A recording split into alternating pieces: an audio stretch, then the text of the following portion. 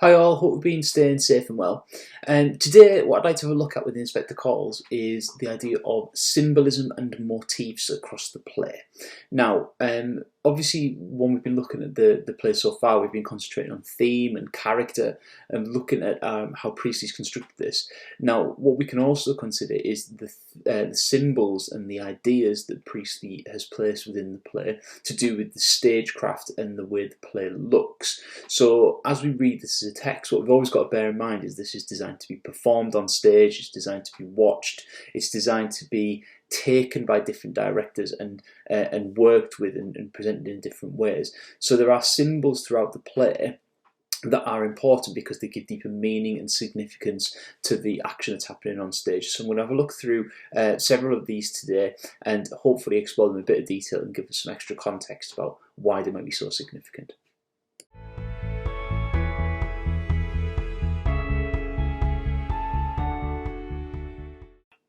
Okay, so the first thing we need to consider is what is symbolism and what are motifs and how might they be presented to us in the play.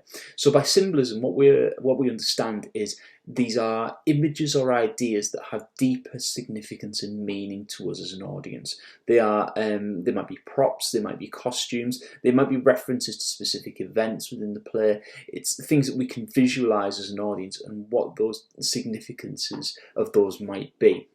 So throughout the play, there are several symbols that appear on stage. We have, for example, things like the engagement ring. We have the crystal decanter and glass. We have the diary and the photograph. But we also have references to events outside the play, like things like the factory of Mr. Burling. We have the reference to the Titanic. We have the fact that Brumley as a town might be considered a microcosm, which is a smaller example of a larger whole. It might be a microcosm of the entirety of British society. So symbolism occurs right throughout the play, and we can explore lots of these different ideas and how they might influence us as an audience in a bit more detail.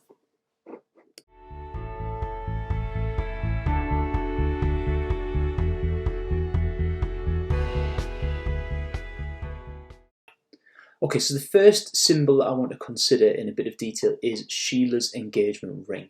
Now, obviously this is an important plot device, the fact that the characters have been brought together for Gerald and Sheila's engagement party, but the ring itself is quite an important symbol of their relationship. Now, we could take this in lots of different directions, the first of which could potentially be an engagement ring as a symbol of status and a symbol of wealth. Engagement rings are obviously very expensive and they usually have a precious stone embedded in there, so it could be a symbol looking at the status and wealth of both the Croft and the Burling families. We could also consider the shape of a ring.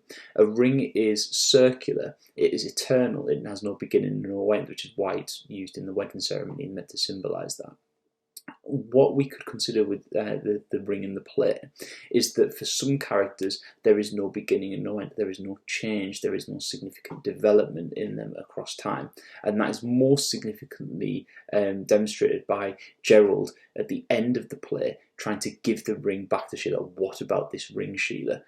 He has not shown any development or change as a character, and therefore the ring is an eternal symbol of that. The play is circular and cyclical in its structure, and it starts and ends at the same time with the inspector arriving and ready to ask some questions. So the ring could potentially be symbolic of that. So what initially on the surface might appear as like a simple prop device within the play could have some deeper and more meaningful significance to it.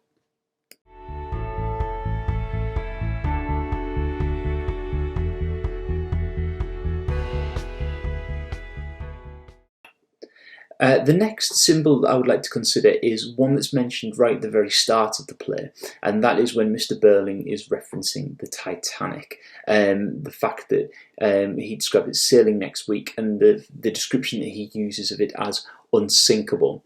Now, the Titanic, obviously for us as an audience, we have the dramatic irony present that we as an audience know that the Titanic sinks. We know the disaster that's starting to unfold, and the metaphor there that we have where the Titanic might represent Mr. Burling's values, his beliefs. It might represent Mr. Burling himself, that he is naively heading towards an iceberg of his own destruction.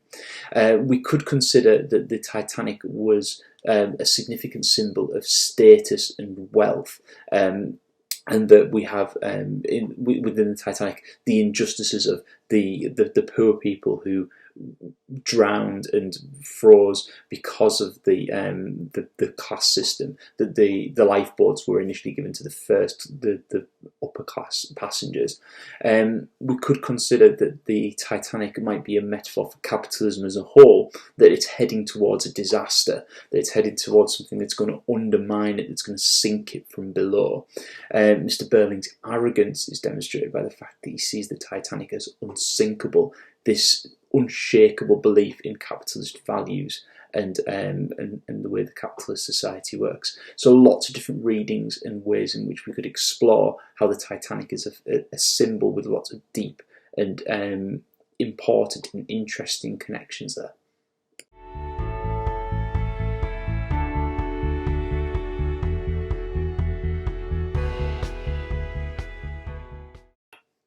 Okay, the next symbol I'd like to consider is the port glass and the decanter that appears on the table. So if we're not familiar with the phrasing, a decanter is like a large crystal jug with a lid that used to store port or some sort of like liquor, and then that would be distributed to the family. Now, what we have on the table is a sense of something that is very fragile. It's made of meant to be crystal glass, like cut glass. So we have this very fragile thing on the table, which could represent the fragility of the Burlings and their the impending doom that is coming towards them with the inspector and his questioning. We also have something that is meant to frequently and just remind the audience about the alcohol and the dangers of alcohol. There are lots of elements of foreshadowing early in the play, where Eric is asking for a drink. We obviously have him described as squiffy, the fact he suddenly felt that he had to laugh. When he makes a drink, it's described as with a steady hand that is used to making drinks. So we have this subtle foreshadowing about Eric's drunken behaviour, and the port glass and the decanter are meant to represent that. It's obviously, with port, it's a drink used in this case for celebrations, and it's again a status symbol of wealth, and gives us an understanding about how the Burlings are a family of great importance and significance. So a subtle piece of dressing for the stage, if you like, actually has a lot of deeper meaning and significance to it.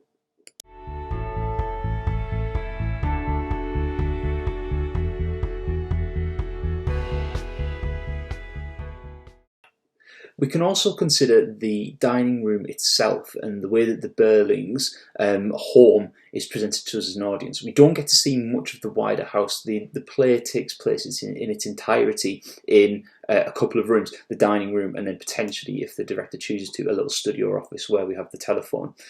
So the dining room is a really important part of this. We can look at the stagecraft and the way that the symbolism between it. We have the older generation at the head and foot of the table with Mr. Burling and Mrs. Burling, and we have them almost paired together. We have Sheila and Gerald paired together at the start of the play, and then Eric on his own on one side. Now, that significant stagecraft could be important because we could look at how Eric is isolated, how he's different, how he's seen as an outsider, if you like, in this relationship.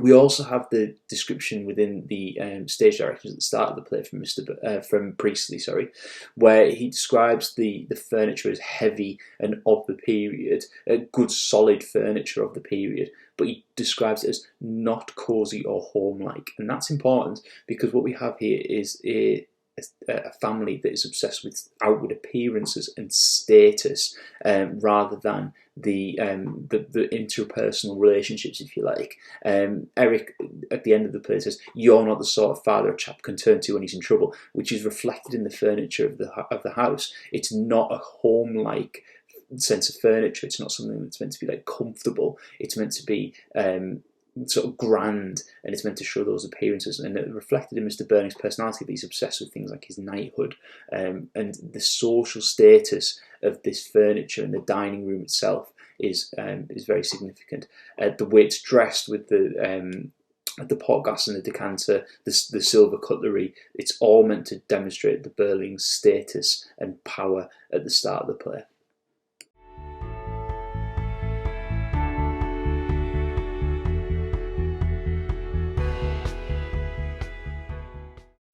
Another important symbol throughout the play is the inspector's constant use of Eva's diary and photograph.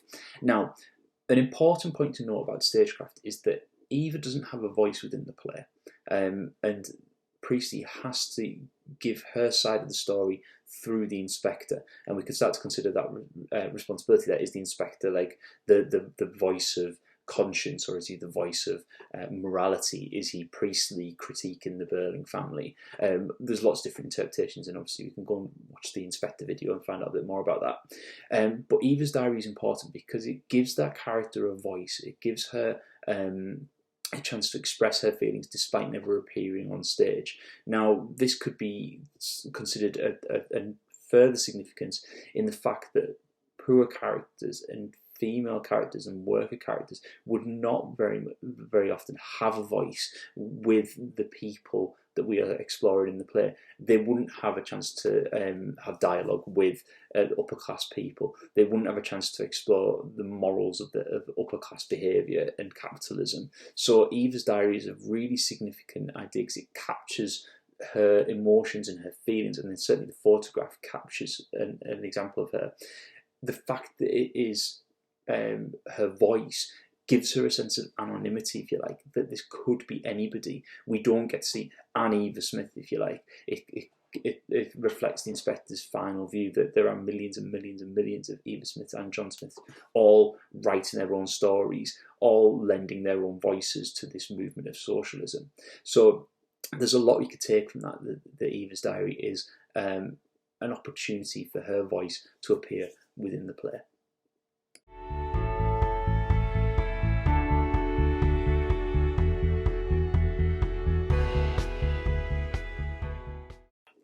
Another symbol we might want to consider is the use of staging and the use of costume in particular. And in this little bit, I'm going to look at particularly the costume of the male characters. So they are meant to be dressed in evening dress of the period, dark suits and bow ties. Now, we could look at the symbolism of this and look at the darkness of the suits and consider the morality of the characters, that maybe the darkness of the suits is meant to emphasise the darkness of their behaviour. Quite often we also have Mrs. Burling in a darker dress. That's not really specified in the stage direction, but quite often it's chosen that Mrs. Burling's in a darker dress and Sheila usually appears in a lighter dress, perhaps to signify her more open morality, her more pure morals, if you like. So the dinner suits could be a symbol of the evil within the characters, but you've also got the fact that it could represent like a dark colour because they are mourning. It's almost like a funeral for Eva Smith. So there are lots of different ways in which you can interpret that and look at it. The fact that they're in their formal dinner suits, whereas the inspector is in much less formal, civilian clothing, and yet he's the one who has the power. So it could be, again, referencing their wealth, their status, by having them in dinner suits. If they were in their normal day-to-day dress, they probably wouldn't be seem quite so ridiculous, and the fact that they are interrupted mid-celebration could infer this idea of the inspector bringing forth a reality to them that they weren't expecting.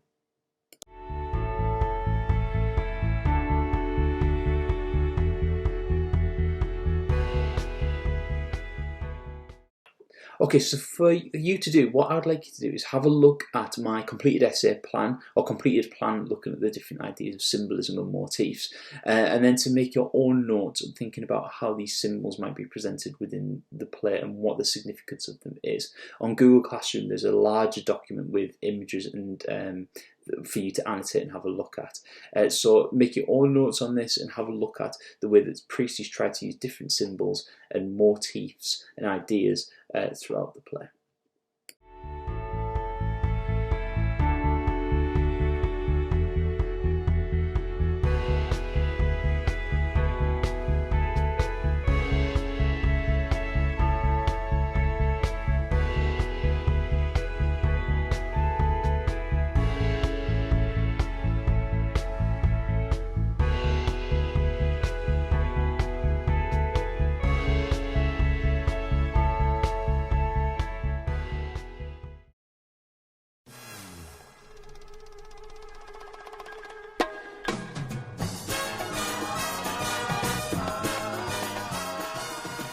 Okay, so for today's film recommendation, I've gone for a classic story with Daniel Day-Lewis in the lead role, one of my favourite performances of his, and that is There Will Be Blood.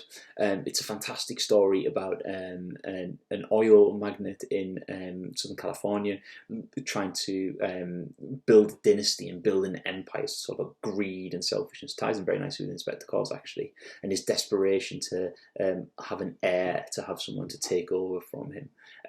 Fantastic story, really well acted, incredibly dramatic. Go and check it out.